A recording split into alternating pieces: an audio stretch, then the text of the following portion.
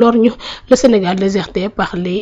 Français ginnaaw bi nga xamante ne les troupes militaires françaises daal dinañ jóge définitivement fi nga xamante ni moom daal di nekk ci réewum Sénégal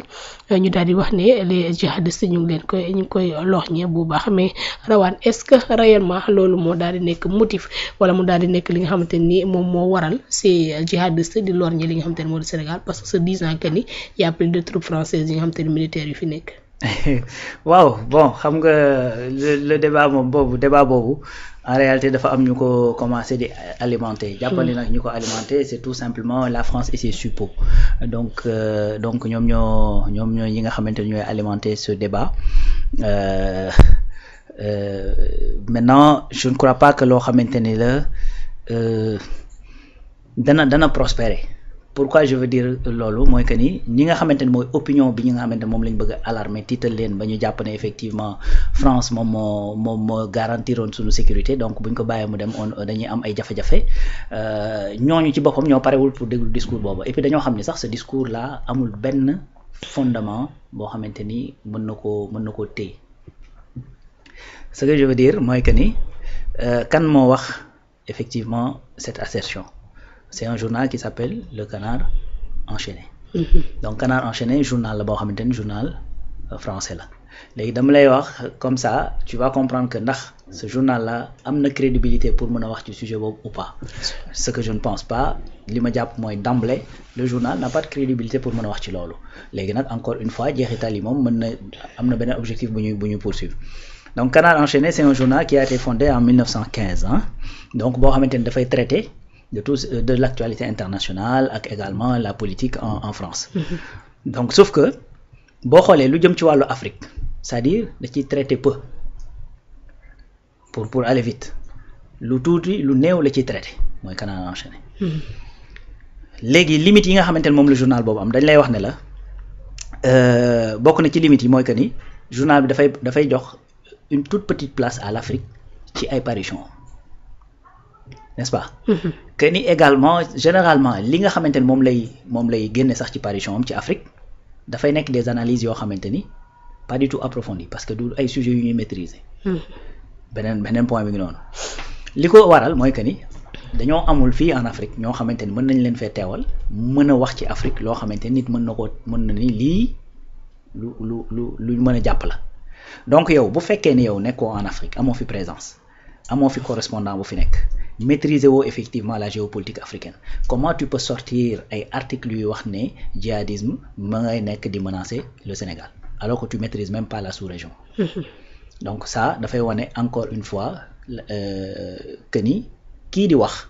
du un interlocuteur crédible bu war a mën a wax ci sujet bi léegi nag li tax ñu ci taxaw sax di ci wax c'est parce que c'est un journal qui est international ku ne xam na ni France. bokk na ci ressources yi nga xamante ni moom la ñu am bu gën a bari doole mooy média ku ne xam na ni France dañoo am ay médias de propagande yu am doole ku ne xam na ni TV5 Monde c'est une chaîne boo xamante ni lii objectif am mooy def propagande pour la langue française fexe ba nga xamante ni la langue française danañ ko kii parce que ku ne xam na ni une langue c'est un moyen de domination la Cheikh Anta Diop danaa wax sax ne àddina bi amul pays boo xamante ni développé fi ak langue jàmbur donc moyen de domination la France 24 lu mel ni BFM TV lu mel ni ay C3 ba ci canal propagande culturelle ñëlee information donc ku ne xam na ni doole bi nga xamante ni daanaka France am na ko ak taxawaay bi mu am sax boo xoolee li ci ëpp c'est une image boo xamante ni créée de toutes pièces par médias yi nga xamante ni ñoom la ñu am te ñu am doole loolu léegi médias yooyu nag kii da ca bokk parce que un journal qui existe depuis 1915 xam nga ne loolu du journal bu ndaw du ay caaxaan. Bien sûr. C'est-à-dire ce qu'ils veulent nous faire comprendre mooy que ni actuellement comme France nekkatul Sénégal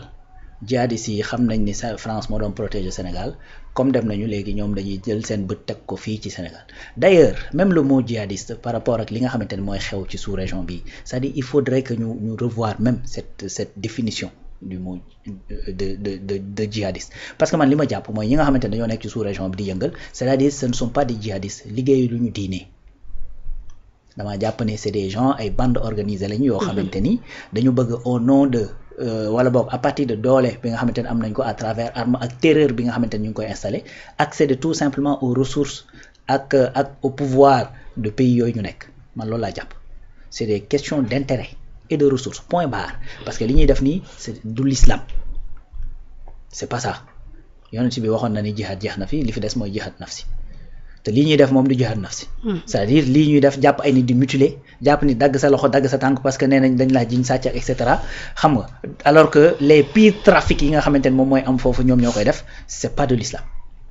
même dans le Moyen-Orient da ngay dem trafic boo fa gis c'est ñi nga xamante ni ay kuréelu ñi ñuy woowee jihadiste wala terroriste ñoom ñoo fay def terrorisme également c'est un terme boo xamante ne dañoo dem ba méngalee ko ak diine islam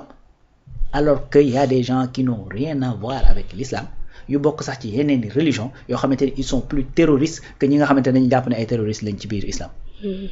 Israël état terroriste la c'est des terroristes parce qu'ils dañuy semer la terreur terroriste ça vient tout simplement de terreur c'est quelqu'un qui terrorise c'est-à-dire li ñuy def foofu ça na amul lenn lu ko wuteeg du terrorisme d'État loolu la ñuy def donc ñoom nag comme ñoo yor wax ji ñoo yor médias yu mag yi seen wax moo gën a sori et cetera dem nañu ba définir bu ñu tuddee terrorisme ñu xalaat ay jullit yoo xamante ne ña ngay taali bomb n'est-ce pas donc pour en venir à Canard enchaîné loolu mooy objectif bu ñuy poursuivre c'est-à-dire faire croire effectivement à ce peuple et puis également faire croire même à l'ennemi parce que loolu bu ñu koy fàtte parce que am na loo xamante ni ñun ça peut ne pas nous atteindre mais mën naa yokk fit ki nga xamante ne moom nga jàkkaarloo. bien sûr moo tax y a des choses yu nga xamante ne boo amee il faudrait que vite fait que ñi nga xamante ne yor nañ kàddu mën cee wax ci que même nos autorités dugal ci seen loxo pour que certaines assertions dakk parce que yow ni mu la mënee bañ a déstabiliser noonu la mënee jox fit waa ji parce que waa ji mën na koo déglu ne comme c'est des Français qui parlent xam nañ la fa France doon def ak la mu fa doon jariñ comme ñoom ñoo ni waa ji dem na donc sécurité amatu fa kon dëgg la parce que xam nañ li ñuy wax boo ko defee yokk leen fit jàjj leen ñu def loo xamante ni c'est n'importe quoi moo tax il faudrait que à tout moment yu mel ni su amee que des voix autorisées jóg wax ci ba ñu xam ne lii ñuy wax ni c'est totalement faux Sénégal on est protégé gis nga nguur yi fi jóge muy Ablaye Wade muy Macky Sall loo ko sikk te dafa sikk nag parce que li mu fi bàyyi moom saway xam naa ni balaa ñu koo dabu dana metti mais lu jëm ci wàllu armée mosu cee jaxan parce que menaces yi nekk fii nag gars yi xam nañ de te îlot de paix bi nga xamante ne moo nekk Sénégal c'est-à-dire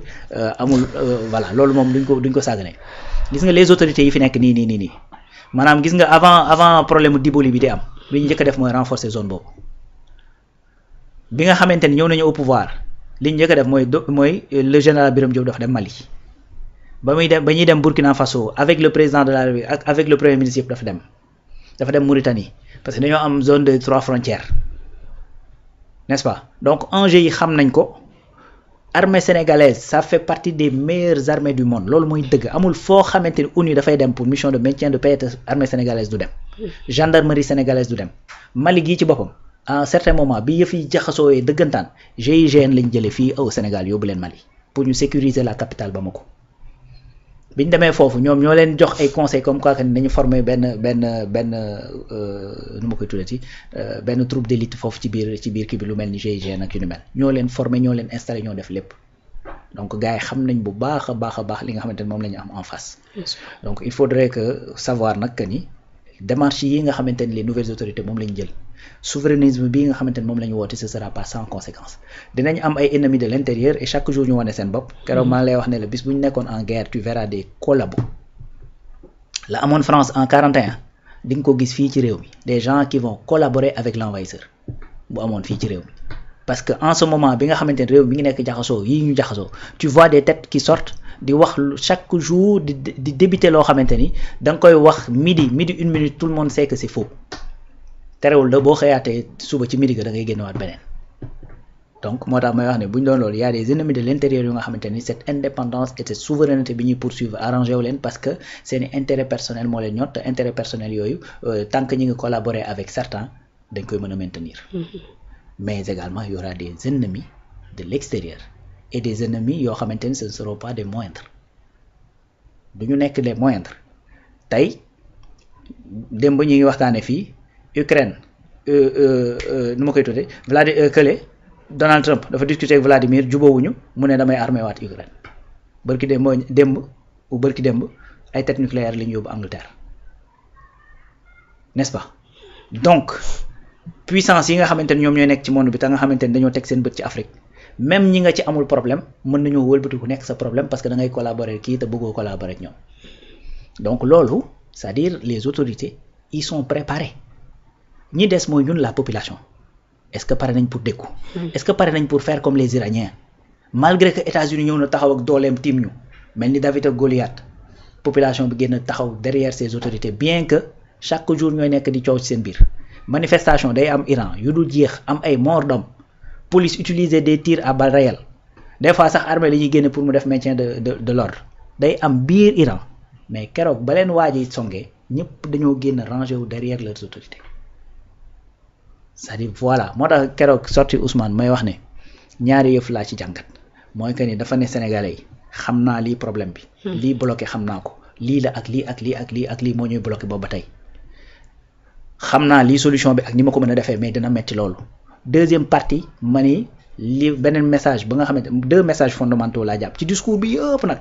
beneen partie mooy yéen Sénégalais yi ak ndaw ñi ndax noppi ngeen pour souffrir andoo ak ñun pour ñu régler ce problème une bonne fois pour toutes n'est-ce pas donc Canard enchaîné au TV5 Monde BFM ak TV ak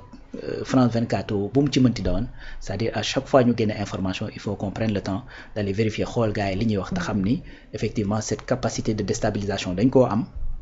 et ils vont pas hésiter à en user parce que gis nañ li xew Mali gis nañ li xew Niger gis nañ li xew Tchad donc feneen ak feneen ak feneen c'est-à-dire duñu hésiter parce qu'il y va de leur survie. Bien sûr. Europe survie am la nekk di jouer maa ngi wax ne Mercedes-Benz c'est pas pour rien mu ne nañ ñëw Sénégal installé wu Allemagne dañoo am problème énergétique yu méttee donc Europe itam pareil du ñu hésiter benn yoon parce que ku la coloniser pendant ku la esclavagiser pendant esclavagiser nag laa wax. waaw xam nga ña doon wax naan moo boobu existé wul. te nee ay prof de français la xam nga ku la esclavagiser pendant plus de 3 siècles coloniser la pendant presque 150 ans. def le néocolonialisme pendant presque plus de 60 ans yaa ngi dégg kooku xam nga ni sa waay bu la nee dama lay bàyyi tranquille nga toog te yow la mu la def loolu yëpp moo waral mu mën a dund gi muy dund